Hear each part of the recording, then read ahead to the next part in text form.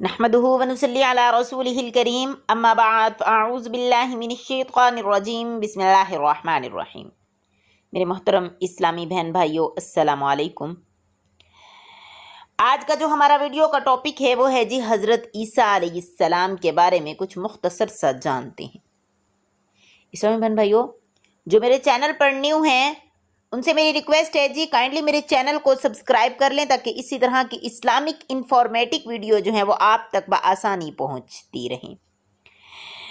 حضرت عیسیٰ علیہ السلام بنی اسرائیل میں مبعوث ہونے والے آخری نبی تھے۔ آپ نے اپنی قوم کو خاتم الانبیاء حضرت محمد مصطفیٰ صلی اللہ علیہ وسلم کی آمد کی خوشخبری دی تھی۔ اللہ پاک قرآن پاک میں ارشاد فرماتے ہیں، اور جب عیسیٰ ابن مریم نے کہا ہے بنی اسرائیل میں تمہارے پاس اللہ کا بھیجا ہوا آیا ہوں اور ایک پیغمبر ہوں جو میرے بعد آئیں گے جن کا نام جو ہے وہ محمد صلی اللہ علیہ وآلہ وسلم ہوگا، میں اس کی بشارت آپ کو سناتا ہوں۔ حضرت عیسیٰ علیہ السلام کے بعد تقریباً 600 سال تک کوئی نبی نہیں آیا۔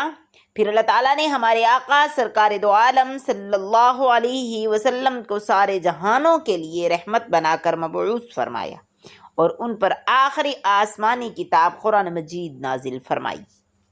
حضرت عیسیٰ علیہ السلام پر انجیل نازل فرمائی گئی تھی۔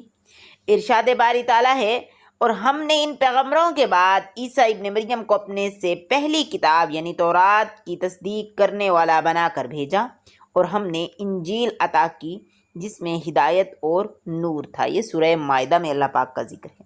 میرے پیارے بہن بھائیوں، حضرت عیسیٰ علیہ السلام پر جب انجیل نازل ہوئی تو آپ کی عمر مبارک جو ہے وہ 30 سال تھی، اور نبوت کے 3 سال بعد یعنی 33 برس کی عمر میں اللہ تعالیٰ نے آپ کو آسمان پر اوپر اٹھا لیا تھا۔ اسلامی بہن بھائیوں، قرآن کریم کی 13 سورتوں میں مختلف ناموں سے حضرت عیسیٰ علیہ السلام کا تذکرہ موجود ہے، اور 26 مقامات پر عیسیٰ علیہ السلام، 23 مقامات پر ابن مریم اور 11 جگہوں پر مسیح اور 1 مقام پر عبداللہ کہا گیا ہے۔ قرآن کریم کی 19ویں سورہ مریم میں حضرت عیسیٰ علیہ السلام کی والدہ محترمہ کے نام پر ہے، جس میں حضرت مریم بنت عمران اور حضرت عیسیٰ علیہ السلام کا قصہ جو ہے وہ تفصیل کے ساتھ موجود ہے۔ اس کے علاوہ قرآن کریم کی 3 سورہ آل عمران حضرت مریم کے والد ماجد کا نام سے منسوب ہے، جس میں حضرت مریم کی پیدائش کا واقعہ بھی بیان کیا گیا ہے۔ میرے پیارے بہن بھائیوں، قرآن کریم کی 5ویں سورہ المائدہ میں اس کھانے کا ذکر ہے جس کی فرمائش حضرت عیسیٰ علیہ السلام کے حواریوں نے کی تھی۔ حضرت عیسیٰ علیہ السلام نے بارگاہ خداوندی میں دعا کی جس پر آسمان سے مائدہ یعنی کھانے کا دسترخوان نازل ہوا تھا۔ میرے پیارے بہن بھائیوں، سورہ مریم کی آیت 16 سے لے کر 35 کے درمیان حضرت عیسیٰ علیہ السلام کی پیدائش کا ذکر فرمایا گیا ہے۔ حضرت مریم بیت المقدس سے ہجر میں قیام پذیر تھیں۔ ایک دن وہ مسجد کے مشرقی کونے میں عبادت یا کسی اور مقصد سے جو ہے وہ تشریف لے گئیں اور پردہ کر لیا۔ امام قرطبی فرماتے ہیں کہ وہ حسب عادت سوئی کے ساتھ عبادت الہی میں مشغول ہونے کے لیے ہجرے کے مشرقی جانب کسی گوشہ میں تشریف لے گئیں۔ حضرت مریم اس گوشہ میں تنہا تھیں کہ اچانک حضرت جبرائیل امین جو انسانی شکل میں تشریف لائے۔ حضرت مریم نے ایک اجنبی شخص کو اپنے قریب دیکھا تو گھبرا گئیں اور کہنے لگی، میں تجھ سے رحمان کی پناہ مانگتی ہوں، اگر تو اللہ سے ڈرتا ہے تو یہاں سے چلا جا۔ حضرت جبرائیل نے فرمایا، تم مجھ سے نہیں ڈرو، میں پروردگار کا بھیجا ہوا فرشتہ ہوں اور تمہیں ایک پاکیزہ بیٹا دینے کی خوشخبری لے کر آیا ہوں۔ حضرت مریم نہایت حیران اور پریشان ہوئیں اور تعجب سے فرمایا، بھلا میرے ہاں بچہ کیسے ہو سکتا ہے؟ مجھے تو کسی انسان نے ہاتھ تک نہیں لگایا اور نہ ہی میں بد کردار ہوں۔ حضرت جبرائیل نے فرمایا، ہاں بات تو یہی ہے، لیکن اللہ تعالیٰ فرماتے ہیں کہ یہ میرے لیے بہت آسان ہے اور ہم اسے اپنے قدرت تخلیق کے لیے نشانی بنانا چاہتے ہیں۔ اس سے قبل ہم نے تمہارے باپ آدم کو مرد عورت کے بغیر اور تمہاری ہوا کو صرف مرد سے پیدا کیا، اور اب عیسیٰ علیہ السلام کو پیدا کر کے چوتھی شکل میں بھی پیدا کرنے پر اپنے قدرت کا اظہار کرنا چاہتی ہیں، اور وہ ہے صرف بغیر مرد کے پیدا کرنا۔ دراصل اللہ تعالیٰ تو قادر مطلق ہیں، وہ جب چاہیں اور جس طرح چاہیں پیدا کر سکتے ہیں۔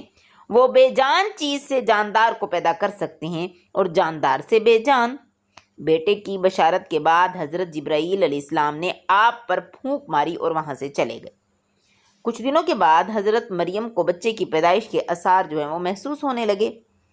جیسے جیسے پیدائش کے دن قریب آتے جا رہے تھے، آپ کی پریشانی میں بھی اضافہ ہوتا جا رہا تھا۔ جب پیدائش کا وقت قریب آیا تو آپ لوگوں کے خوف سے بیت المقدس سے تقریباً 9 میل دور جنگل کی جانب ایک پہاڑ، اس کا نام ہے کور سرا، کی جانب چلی گئیں۔ یہی وہ جگہ ہے جو بعد میں بیت الحلم کہلائی۔ اور جب ان کو درد شروع ہوئے تو آپ ایک کھجور کے درخت سے ٹیک لگا کر بیٹھ گئیں۔ زندگی کی تکلیف کی شدت اور دنیا والوں کے خوف نے آپ دیدہ کر دیا۔ کہنے لگیں کاش میں اس سے پہلے کہ مر گئی ہوتی اور لوگوں کی یاد سے بھی بھولی بسری ہو جاتی۔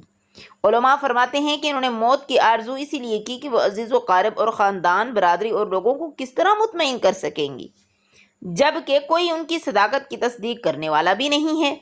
ان کی شہرت ایک نیک پارسا اور زاہدہ کے طور پر تھی، لہٰذا ان کے لیے یہ تکلیف دہ عمل تھا جو لوگ انہیں بدکار سمجھیں۔ ابھی حضرت مریم جو ہیں ان وسوسوں اور اندیشوں میں گھری ہوئی تھی کہ حضرت جبرائیل نے وادی کے نیچے سے آواز دی، اے مریم مریم نہ ہو، تمہارے پروردگار نے تمہارے قدموں تلے ایک چشمہ جاری کر دیا ہے، اور ذرا اس کھجور کے درخت کو ہلاؤ، دیکھو یہ تمہارے سامنے تر و تازہ کھجوریں گرا دے گا۔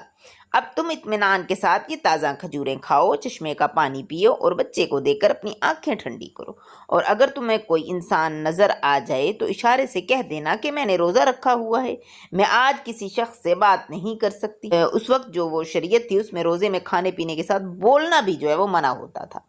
حضرت جبرائیل علیہ السلام کے اس پیغام سے حضرت مریم کو اطمینان اور تسلی ہو گئی کہ اب میرا رب مجھے بدنامی اور رسوائی سے بچا لے گا۔ اب جو ہے ولادت کے 40 روز بعد جب طہارت ہو چکی تو حضرت مریم اپنے گھر والوں کے پاس واپس آئیں۔ لوگ نومولود بچے کو گود میں دیکھ کر حیران رہ گئے اور بدگمان ہو کر بولے، اے مریم یہ تو نے بڑے گناہ کا کام کیا، نہ تو تیرا باپ برا آدمی تھا اور نہ ہی تیری ماں۔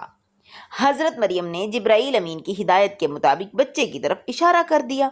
روایت میں ہے کہ جب خاندان نے حضرت مریم کو ملامت کرنا شروع کی، اس وقت حضرت عیسیٰ علیہ السلام دودھ پی رہے تھے۔ جب انہوں نے لوگوں کی ملامت بھری باتیں سنی تو دودھ پینا چھوڑ دیا اور اپنی بائیں کروٹ پر سہارا لے کر ان کی جانب متوجہ ہوئے اور اپنی شہادت کی جو انگلیوں سے اشارہ کرتے ہوئے فرمایا، انی عبداللہ، یعنی میں اللہ کا بندہ ہوں۔ پھر اللہ کی طرف سے نبوت اور کتاب ملنے کی خبر سن۔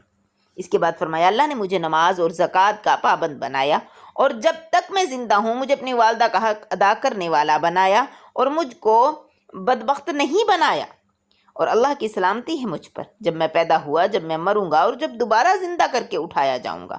اور یہ باتیں سورہ مریم میں موجود ہیں۔ لوگوں نے جب نامولود بچے کے منہ سے یہ الفاظ سنے تو حیرت زدہ ہو گئے اور انہیں یقین ہو گیا کہ بی بی مریم کا دامن جو ہے یہ پاک ہے اور یہ بچہ اللہ کا برگزیدہ بندہ ہے۔ اور اس واقعے کے بعد خاندان اور بنی اسرائیل کے سمجھدار لوگ جو ہے وہ دونوں کی بڑی عزت کرنے لگے اور انہیں خیر و برکت کا باعث جو ہے وہ سمجھنے لگے۔